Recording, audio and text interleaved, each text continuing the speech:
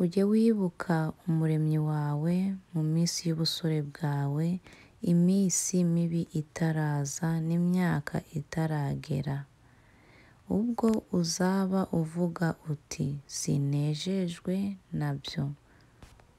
Korera Imana ugifite uburyo, korera Imana ugifite imbaraga, vugira Imana ingingo zawe zimeze neza, kandi niwaba ufite ubumuga ariko ndahantu hakubangamiye ku buryo wakorera Imana, korera Imana. Hari n'abantu batareba, hari n'abantu bacitse amaguru ariko abo bavugira Imana bakayitambira. Nawe korera Imana ugifite uburyo, kuko hari igihe kizaza winezeza ubusore bwawe ukabupfisha ubusa, ariko iminsi mibi ikagera ukabura uko washima Imana.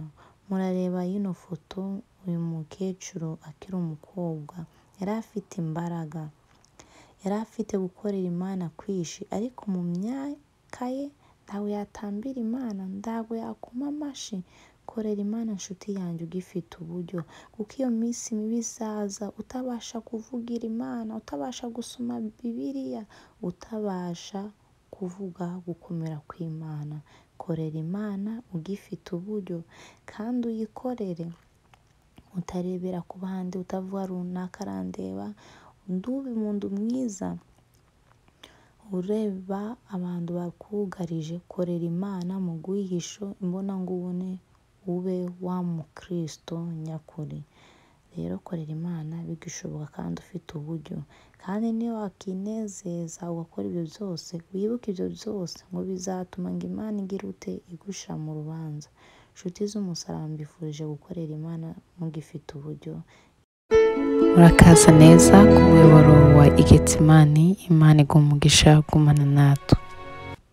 Ndabasuhukije mwese mu izina ry'Umwami wacu Yesu Kristo w'i Nazareti. Bahaye ikaze ku bakunzi badukurikira kuri Getsimani Channel. Imana ibaha umugisha. Uyu munsi rero nifuje gusangira namwe amagambo y'Imana yandika umutima. Turi buyasange mu gitabo cy'Umubwiriza, ibice ni 11, umurongo wa mbere tubigeze ku wa 6. Nk'uko dusanzwe tubikora, turabanza dusenga Imana. Iteka Mwami Imana yanjye, ndagushimye ndaguhimbaje, ndagushimye kubw'ubuntu bwawe, ndagushimye kubw'imbabazi zawe, ndagushimye kuko uri Imana igira neza, ndagushimye kuko uri Imana idukunda, utarobanura, utarebye ku buranga, utarebye ku mashuri, utarebye aho dukomoka. Mana ndagushimye mu izina rya Yesu Kristo umwami wanjye. Mbere ya byose Mwami, njijwe bugufi bushigwe hejuru, imbabazi zawe no kugira neza kwawe binyomeho iteka, kandi ugirire neza n'imitima ingurikiye mu izina rya Yesu Kristo. Mana, amaraso y'umwami wacu Yesu Kristo yamenetse ku musozi i Nyabihanga, ku musaraba i Gologota, yeza imitima yacu yanduye, adukureho ikibi cyose gisa nacyo mu izina rya Yesu. Utubohore ingoyi zose zaba zituboshe, ibyo byose utweze mu izina rya Yesu Kristo. Ndagushimye kuri Imana igira neza, ndagushimye kuri Data wa twese mwiza, ndagushimye ku bw'ayo maraso, ndagushimye kubw'umwana wawe w'ikinege wemeye kuduha ngaze muri iyi si, ngaze ngo adupfire adukureho ibyaha.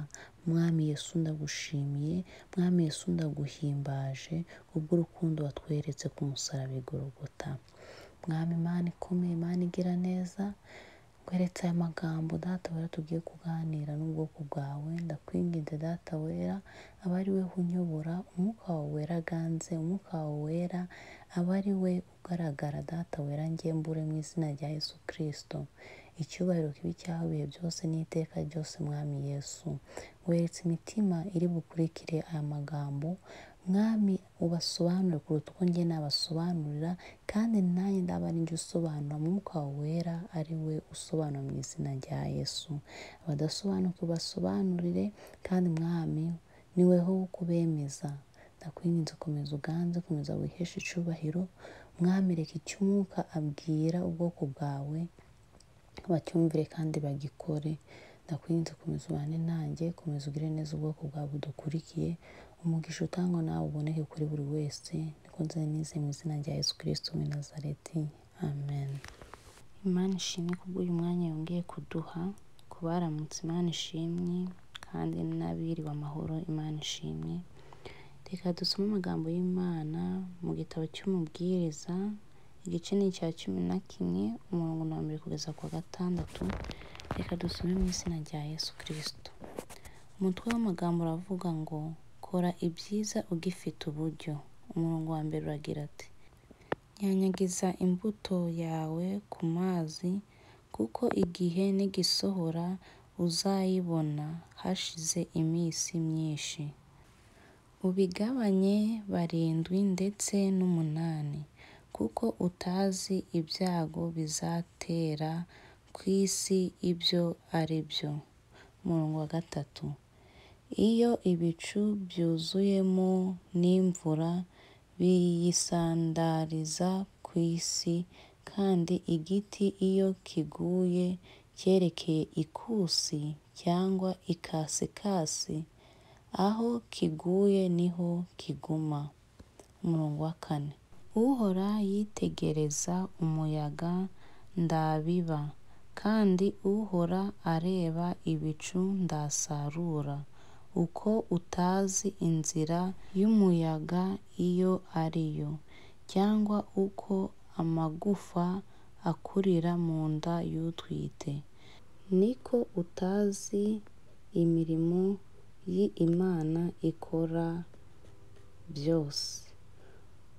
Mu gitondo ujye ubiba imbuto zawe, kandi nimugoroba ntukaruhure ukuboko kwawe, kuko utazi ikizera ari iki cyangwa kiriya, cyangwa yuko byombi bizahwanya kuba byiza. Amen. Imana ishimwe kubw'aya magambo. Hano umubwiriza yanditse kino gitabo abwira umusore, abwira umuntu uwo ari we wese ufite imbaraga. Ariko cyane cyane y'ano magambo yarareba abasore, kuko iyo usomye kino gice cyose usanga ku murongo wa 9 abwira umusore, amubwira ati: wa musore we, ngishimira ubusore bwawe n'umutima wawe ukunezeze mu minsi y'ubuto bwawe, kandi ujye ugendera mu nzira umutima wawe ushaka, no mu mucyo wo mu maso hawe. Ariko umenye yuko ibyo byose bizatuma Imana igushira mu rubanza. Imana idufashe. Aya ni amagambo umubwiriza yanditse, ntabwo yandikiraga umuntu ufite imbaraga, ufite ubushobozi, ufite ibitekerezo bizima, mbese umuntu wubatse umutima we muzima, ufite ibitekerezo bizima, ufite indumbero runaka. Nk'uko mubona hano nashizeho amashusho yerekana umuntu ari umujene, tena hariho n'ishusho ari umuntu ushaje, cyangwa se umusaza cyangwa umukecuru. Aya magambo umubwiriza yaranditse umurongo wa 1 aravuga ati ngo nyanyagiza imbuto yawe ku mazi, kuko igihe kizaza. Icyo gihe kizaza ni igihe kizaza ari kibi, kizagisaba umuntu ufite amaboko, ufite imbaraga. Nk'urugero, abazi umupira wa football cyangwa wuno wa soccer, ndago umukecuru cyangwa umusaza yasimbuka ngo ari gutera football, cyangwa ngo ari gukubita umugeri baro, cyangwa se ngo ari gukina basket. Ibyo yabibasha kuko za mbaraga zo yari afite ari umujene, ari umukobwa, ari umusore ufite imbaraga. Izo mbaraga ndaza afite muri iki gihe, cyangwa se muri icyo gihe kizaza. Rero uyu mubwiriza yavuze ati nyanyagiza imbuto zawe. Ni nko kuvuga korera Imana ugifite uburyo, korera Imana ugifite imbaraga, vugira Imana ufite akanwa ko kuyivugira, korera Imana ufite za mbaraga zo gukorera Imana, kuko ndaguzakorera Imana amavi asukuma, kuko ndaguzavugira Imana amenyo yarashize mu kanwa. Birashoboka ko ibyo byose wabikora warabikoraga ukiri umujene, kuko iyo umuntu akoreye Imana no mu busaza bwe akomeza kuyikorera. Ariko niba utarayikoreye uri umujene ufite imyaka 50 kuzamuka, wabasha nde kuyikorera? Wabasha ute kuvugira Imana ufite imyaka 70? Wabasha ute kugenda imisozi uvuga ubutumwa ufite imyaka 80? Wabasha ute gukoma mu mashi cyangwa gutambira Imana ufite iyo myaka 80? Nkuko na 80 ni myinshi, na 50 hari utabasha kuyikorera. Impamvu uwo muntu atabasha gukorera Imana afite iyo myaka yose, niko mu busore bwe ndiyagiriye ubwo buntu cyangwa ndiyagize umutima wo gushaka Imana ngayikorere akiri umusore. Urugero, Dawidi yakoreye Imana akiri mutoya cyane, ari umusore, arayikorera. Anashaje akomeza kugira ute? Gukorera Imana, arayitambira, avuga gukomera kw'Imana. Urundi rugero ni Daniyeli. Daniyeli yakoreye Imana mu busore bwe. Daniyeli ngagambira mu mutima we gutiyandurisha ibiryo by'ubwami. Ariko ab'iki gihe, abasore, abakobwa, n'abamama n'abapapa, nimvuga umusore sindi kuvuga ati umusore uri muri ku myaka 20 cyangwa 18 kugeza kuri 30. Oya, umusore mu buryo njye numva umusore ni wa muntu ufite imbaraga zo gukorera Imana, ni wa muntu ufite imbaraga zo kuvugira Imana. Kuko n'umuntu ufite imyaka 30, 45 na 50 yayivugira ku buryo bufatika, akanayikora akayihamya mu bandi. Ariko umuntu kugira ngo azayivugira niko ahera hasi akagenda akorera Imana, akagenda ayivugira. Kuko ndaguzabasha kwikorera igitebo kirimo ibishyimbo, kirimo imbuto ngo ugiye guhinga, ngo ugiye gutera. Ni gute uzabasha kunama utaritoje uri umujene? Imana idufashe cyane.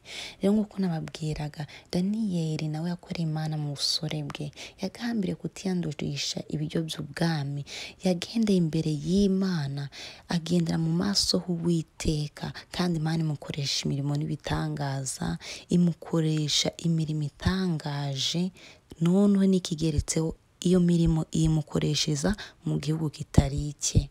Bamwe muri twe abangurikiye, abari hanze bari mu gihugu cyabo cyangwa bari hanze yo mu gihugu cyabo, tuzi ko Imana ikora kandi tuzi ko Imana ishoboye. Uri mu gihugu cyawe cyangwa se uri hanze y'igihugu cyawe, wagezeyo wiyandurisha ibiryo by'ubwami. Ibiryo by'ubwami ni nko kuvuga ati ukifatanya n'abantu mudahuje.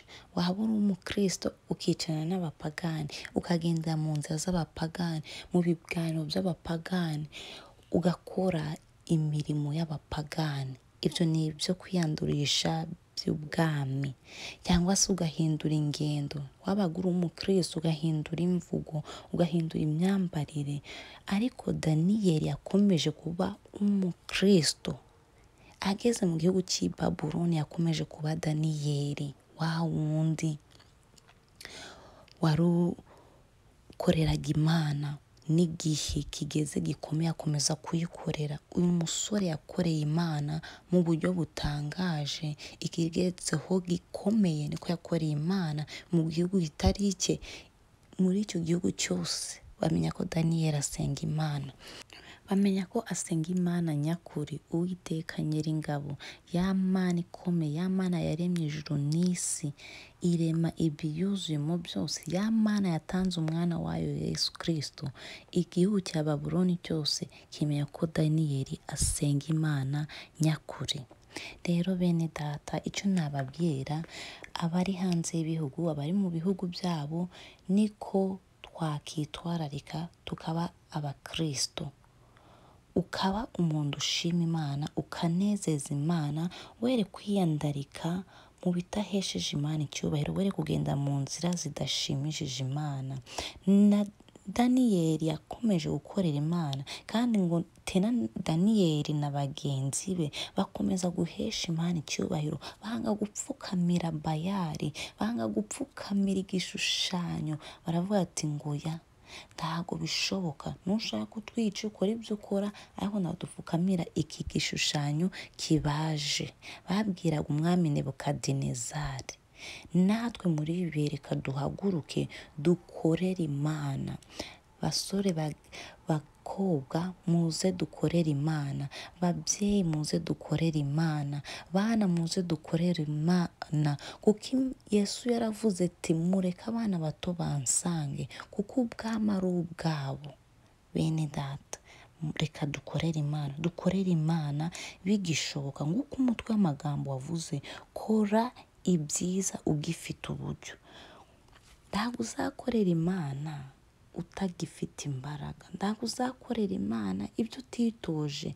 Naha mu buzima busanzwe, ntabwo umuntu yajya gushyira mu kazi ke utarabyigiye cyangwa atarakwerekeye uko akazi gakora, kuko ashobora kukubaza igikoresho runaka kikakunanira, cyangwa se ukora mu biro hari abakoresha za interinete akaba atabasha no kuyikoresha neza nguko bikwiriye. Rero n'Imana nayo ikora mu ubwo buryo. Ntago iby'Imana bigira akavuyo, ahubwo iby'Imana noneho birarenze, kuko iby'Imana biritonderwa.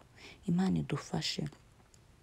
Rero reka duhaguruke, twambare imbaraga, dufate imbuto tuzinyanyagize ku mazi, tuzinyanyagize mu butaka bwiza. Hano uyu mugaragu w'Imana, umubwiriza, icyo yari ari gushaka kuvuga, korera Imana mu gihe ugifite uburyo. Shaka ubwami bw'Imana bigishoboka, kuko hari igihe uzabushaka ububure, hari igihe uzashaka gukorera Imana ubibure. Imana idufashe. Umenye ko umuntu iyo agwaye ntawe yabasha gukorera Imana uko bikwiriye. Iyo umuntu agwaye ntiyabasha kuririmba, iyo umuntu agwaye ntiyabasha gusenga. Rero no gukorera Imana birasaba ngo uyikorere mu gihe ugifite imbaraga, kugira ngo nuzagera mu bugwayi, nuzagera mu gihe utagishoboye, Imana izibuka ya mirimo yo wakoraga, maze kwiture iyo neza. Imana idufashe kandi turengere. Nifuza kubashishikariza gukorera Imana ugifite uburyo, ugakorera Imana amaso yawe yakireba, mu kanwa hakirimo amenyo, amavi yawe harimo indege, kuko nguko nababwiye, ntabwo umuntu yakubita ishoti umupira nta mbaraga afite. Bisaba ko agira imbaraga, ariko kunyanyagiza za mbuto, kuko igihe kizaza, kandi icyo gihe ngo nigisohora uzaba ufite imbaraga zo kugira ngo ubashe kwihanganira icyo gihe. Icyo gihe ni ibibazo, icyo gihe ni amakuba, icyo gihe ni amagorwa, kuko umubwiriza yavuze ati ku murongo wa 6 ngo mu gitondo ngo ujye ubiba imbuto zawe, kandi nimugoroba ndukaruhure ukuboko kwawe, kuko utazi ikizera ari iki, cyangwa kiriya, cyangwa yuko byombi bizahwanya kuba byiza. Amen. Ni nko kuvuga ngo korera Imana mu ndege zawe ngeya, korera Imana ugifite imbaraga, korera Imana ugifite uburyo, korera Imana mu buryo bwose nk'uko twaganiriye. Mu buryo bwose wasenga Imana, uyikorere, uyivugire, kuko ntabwo uzi aho ikibazo kizatera, ntabwo uzi aho ubugwayi buzava. Nguko wabibona ku murongo wa 3 kugeza ku wa 4, ngo utazi ko umuyaga uva uturutse. N'ibibazo nabyo ntabwo yamenya uko bigira uko biza cyangwa iyo biva.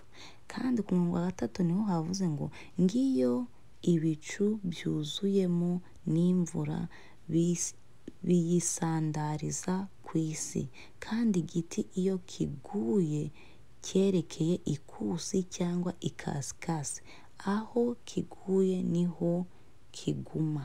Imana idufashe. Musore, mubyeyi, mukobwa, mwana muto uri kunyumva, ambara imbaraga ukorera Imana, ambara imbaraga uvugira Imana. Waba uri umunyeshuri ku ishuri wasenga Imana, waba uri ku kazi wasenga Imana. Break yawe niyo wafatamo iminota 2 ugasenga Imana, wasenga Imana. Waba uri mu rugo wasenga Imana, wakorera Imana. Ku kazi wayikorera, ku ishuri wayikorera. Waba wa mwana w'imico myiza ugatanga urugero mu bandi, ugatanga urugero mu banyamahanga, mu buryo bw'umubiri kandi mu banyamahanga mu buryo bw'umwuka.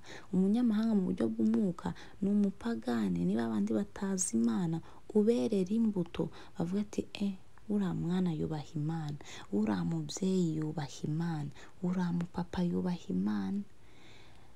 Dukorere Imana abo turi bo, tugaragaze ishusho y'Imana. Nukorera Imana bizamenyekana. Ndabuziri kuvuga ati ngo ngende umukristo, oya. Ibikorwa byawe ubwawe nibyo bizakuranga, imyambarire yawe, imvugo yawe nibyo bizagira uti nibyo bizakuranga. Nabashishikariza gukorera Imana mugifite uburyo, kuko ndabuzi y'umuyaga uzava. Kandi mumenye ko ngiye igiti kiguye ngo cyerekeye ikusi cyangwa ikasikazi, aho kigwa niho kiguma. Biravuga ngo hari igihe umukristo agira intege nke, agatuza gusenga, kuvuga ijambo ry'Imana akabireka. Yaba ari umurinzi agatangira akihakonje, akavuga igihe naririmbiye ndananiwe, mbivuyemo, ndabiretse. Rero iyo uwaguye ye atarashatse ibihe byo kumushigikira byo gushaka Imana, nyine aragwa akibera umupagani gwimbi, akarenza uko yari ari. Nk'uko ijambo ry'Imana rivuga ngo iyo umuntu umudayimoni ngo amuvuyemo, ngo ndajya kure, ngaba hafi, kugira ngo natsikira wa muntu, ngo dayimoni aragenda ashaka abandi 7 binjiye muri wa muntu, ngo none ngo abo 7 bazaza ari babi kurusha uwa mbere. Imana idufashe. Biravuga ngo umukristo waba usukuma, waba ugendera ku kabando, komeza ukagendereho, kuko nunyerera urakomeza ugafatirizeho. Kandi Yesu azakugira neza, Yesu azakwambika imbaraga, Yesu azagushigikira. Shaka Imana, uyikorere mu buryo bwose, ubane nayo, ugwize urukundo, kuko nubana nayo ndasoni uzagira. Nubana nayo uzamera neza, uzasa neza. Ngo Daniyeli ngo kuko yanze kwiyandurisha ibiryo by'ubwami, ngo yarababwiye ati warushinzwe kubagaburira, yavuze ati ngo ujye utwihera ibishyimbo. Baragenda barabyibuha, basa neza, babasore bashimishije kandi bubaha Imana. Wifurije kubaha Imana, kuko umubwiriza yatubwiye ngo igihe kizaza ari kibi, kizaza ari igihe gisaba abanyamaboko nk'uko nababwiye, kizaza ari igihe gisaba abantu bafite imbaraga. Ariko nuzaba warakoreye Imana mu busore bwawe, ibyo bihe bibi bizaza uzakomera, ibyo bihe bibi bizaza uzashikama, kuko uzaba warikomejeho umwami wawe, kuko uzaba warabanye nawe mu busore bwawe. Rero umubwiriza akomeza avuga aya magambo ati korera Imana ugifite uburyo, korera Imana bigishoboka. Niba wari ugenda mu bidashimishije Imana, bivemo ujye mu nzira nziza. Imana ihora iteze amaboko. Waba uri umunyabyaha, waba uri umukristo waguye, waba uri umukristo utarimo neza, uko waba uri kose, reba aho utagenze neza, uce bugufi imbere y'Imana. Imana yiteguye kukubabara kandi Imana yiteguye kukugirira neza. Hari aho umubwiriza yavuze ngo bigabanye 7 ngo ndetse ngo n'8, kuko utazi ibyago bizatera ku isi ibyo ari byo. Imana idufashe. Ku bari mu bihugu byo hanze, cyangwa se ku muntu wese uzi ibya banke, ibyo bya savings na za checking cyangwa n'ibindi, n'abatari mu bihugu byo hanze nabo bazi banke. Kandi niyo waba utayizi, ku bahinzi, hari ufata imbuto akajya guhinga akazasarura, hari n'undi ufata imbuto akamanza yazitondera agakuramo ibishyimbo bizima kugira ngo avanemo imbuto. None bya bijonjagurizwa hari ibyo ata, hari ibyo ateka, ariko ndago ahinga ya mbuto mbi. None rero n'umubwiriza yavuze ati ngo ubifate ngo bigabanye 7 cyangwa ndetse 8. Biravuga ngo korera Imana mu buryo bwose, uyikorere mu bihe bikomeye, mu bihe byoroshe, mu bihe by'umunezero, mu bihe by'amakuba, mu gihe cy'ibyago, kandi no mu gihe kidakwiriye ukorera Imana. Nk'uko twaganiye ubushize, narababwiye ati gusenga ni uguhozaho, gusenga ni ibihe byose, kandi ku mukristo wese gusenga ni itegeko. Rero no gukorera Imana ni ukuyikora mu buryo bwose, ni ukuyikorera mu bihe byose. Aha aho umubwiriza yavuze ati ngafate imbuto ze ngazigabanye 7 cyangwa ndetse 8, ni ng'urugero. Ushobora kuba uri umunyamasengesho, uri umuririmbyi, umurimo wawe ufite mu itorero. Niba ari kuririmba, umuririmbyi akeneye igihe cyo kurepeta, akeneye igihe cyo kubana n'Imana kugira ngo indirimbo aririmba zigire amavuta, zifashe imitima y'abantu, atari no kubafasha gusa, ahubwo no kugira ngo bakizwe, bahindukire, barebe Imana Data. Ni nko kuvuga ati niba wafataga isaha imwe yo kurepeta iyo ndirimbo, ongeraho indi uyikube 2 ndetse uyikube n'izindi nshuro, kugira ngo mu gihe cy'ibyago utazabasha kubona umwanya wo kurepeta, Imana izareba cyagiye witangaga maze ikikugarurire. Nubwo waba urwaye, izafata wa mwanya wataga uri gusenga, ndagarukuta wa mwanya wafataga usenga wigoma ibyawe, ari byo wirinda kubera kubahisha izina ry'Uwiteka.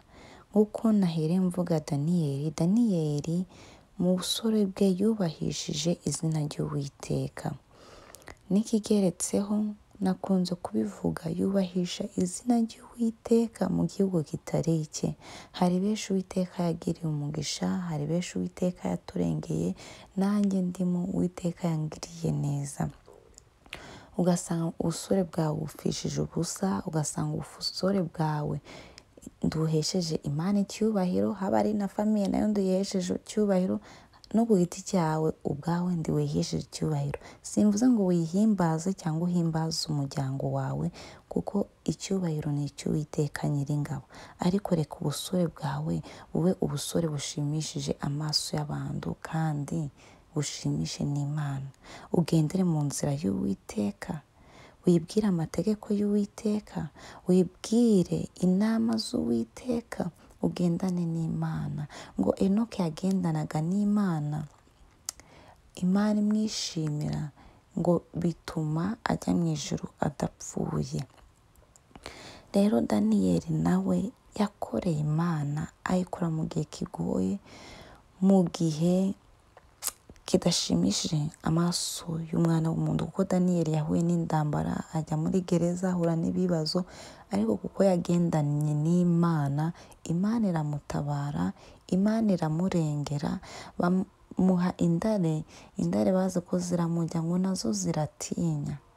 Uwo munsi nazo zaratuje, Uwiteka yarazibwiye ati uyu munsi muceceke, ndimukore ku mugaragu wanjye.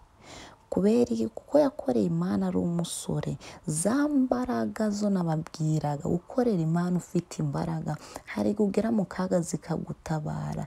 Za mbaraga wasenze, za mbaraga witanze ufungurira umuntu, za mbaraga wakoze wubahisha izina ry'Uwiteka, hari kugera mu kaga Uwiteka akakwibukira muri za mbaraga. Uri umusore wirinze ibishuko, uri umusore wirinze ibidahesheje Imana icyubahiro, uri umubyeyi wagenze mu nzira Imana ishaka, ndi wiyandaritse, ndi wavuze ibidahesheje Imana icyubahiro. Muri make, uko waremye, uko warinze uvuga, uko ugeze mu kigero ugezemo, wakomeje kugira ute guhesha Imana icyubahiro.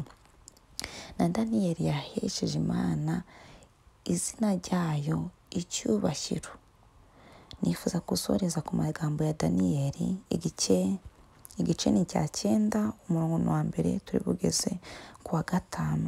Ni amagambo avuga ngo mbanga amaso umwami Mana yanjye, mushakisha gusenga no kwinginga niyiriza ubusa, nambara ibigunira nisiga ivu.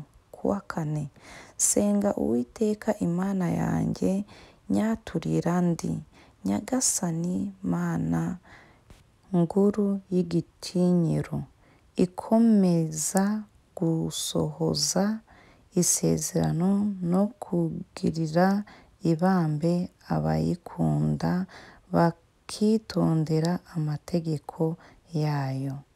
Twaracumuye tuba ibyigenge, twakoze nabi, twaragomye, turateshuka, tuva mu mategeko n'amateka yawe. Amen.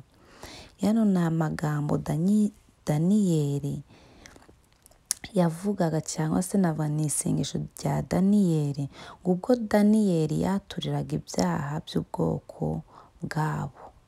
Aha ni igihe Daniyeli yari ari gusenga, asengera ubwoko bw'Imana, asengera ubwoko bw'Abisiraheli cyangwa se umuryango wa Isiraheli.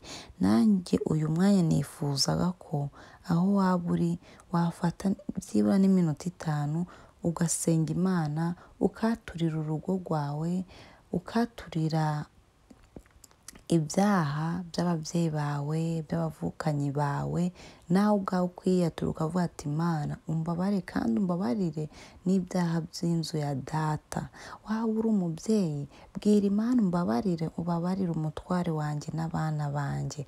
Waba uri umupapa, bwira Imana ati mbabarire ibyaha byanjye kandi umbabarire ibyaha by'umufasha wanjye, umbabarire n'ibyaha by'abana banjye, inzu yanjye Yezu yitunganye. Ya maraso ya Yesu Kristo w'i Nazareti yamenye ku musaraba i Golgota anyeza mboneze andunganye. Umutima wanjye wanduye uweze uwuboneze. Ndizera kandi ndashidikanya ko Imana iri bukugire neza nusenga iryo sengesho urikuye ku mutima.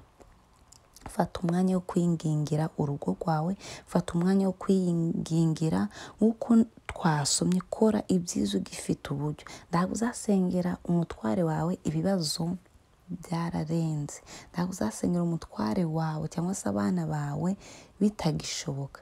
Imana ni inyembabazi igira ubuntu. Ushobora no gusenga Imana ikabona kwitanga kwawe, ikakubwira mu bibazo, ikabikora. Hari ikorasi bati ngo na nyuma ya 0 Imana irakora. Nyuma ya 0 Imana irakora, nyuma ya 0 Imana ifite imbaraga, kandi nyuma ya 0 Imana irarema ibidahari ikabishiraho. Reka twinjire mu mwanya wo gusenga. Nzoreza kuri ijambo ry'umutwe w'amagambo uvuga ngo kora ibyiza ugifite uburyo, kuko ndawuzakorera Imana uburyo budahari. Kandi ijambo ry'Imana rikavuga ngo nimushaka Uwiteka bigishoboka yuko abunwa kandi yuko ari bugufi. Dushaka Imana, tuyambaze igihari, tuyambaze ikiboneka, tuyishakane umwete kandi Imana izatwiyereka. Imana idufashe kandi ibagire neza, ibahe umugisha. Reka dusenge. Mu izina ry'Umwami wacu Yesu Kristo, ndagushimiye, ndaguhimbaje, ndagushimiye kubw'ubuntu bwawe, ndagushimiye kubw'imbabazi zawe, ndagushimiye kubw'aya magambo umbaye uhaye ubwoko bwawe, kugira ngo Mwami niba ari aho twabaye ibigwari, aho twasinziriye, aho twagiye kure y'ubwiza bwawe, utubabarire kandi ubabarire n'imiryango yacu, ubabarire ababyeyi bacu, ubabarire abana bacu, ubabarire inzu z'ababyeyi bacu, kandi natwe ubwacu utubabarire, utweze udutunganye. Mana, natuye ibyaha by'ubwoko bwawe, ngwinginga ubabarire ubwoko bwawe. Hari benshi bateshutse bava mu nzira zawe, hari benshi basinziye bagira ibitotsi byinshi, gusenga biranga, ariko ndakwinze muri amasaha uduhagurukire Mwami, utwambike imbaraga. Uri Imana y'inyembabazi, uri Imana yuzuye ubuntu, imbabazi zawe ni nyinshi. wabwiye Dawidi ko umubikiye imbabazi, nawe ndakwinginze umbabare kandi ubabare na bene data, utubabarire n'abacu bose, utugirire neza. Reka iri jambo Mwami, umwuka wawe wera riherekeze kandi umwuka wawe wera arisobanure, kandi Mwami reka iri jambo rigwiriye muri twe kugira ngo Data wera ibyo ritubwira turishire mu bikorwa. Girira neza buri wese Data wera, umugisha Mwami buri wese, ubuntu bwawe n'imbabazi zawe bitwomeho iteka. Kandi Mana ndakwinginze, twabonye ko twabaye abanyantege, twabonye ko tutakoze ibyo twari dukwiriye gukora, twabonye ko ari aho twapfishije ubusore bwacu busa, ariko ndakwinginze Mwami kubwira ijambo ryawe utugire neza, uturebanishe amaso y'imbabazi. Bana na buri wese Mwami, bana n'ubwoko bwawe, ushoboze buri wese kugendera mu nzira zawe, ushoboze buri wese gukora ibyo umwuka amutegeka gukora. Uwiteka Mana yanjye ngusabye bikiye kuko ari wowe uzi ibyo dukenye, niho uzi ibyo ubwoko bwawe bakeneye kuruta uko njye nabimenya, niho urondora imitima yacu ukamenya ibyo twibwira. Gira neza buri wese, umugisha buri wese, mu izina rya Yesu Kristo w'i Nazareti niko nzi nizeye. Amen. Amahoro y'Imana, gufashwa n'umwuka wera bibane namwe mwese. Amen.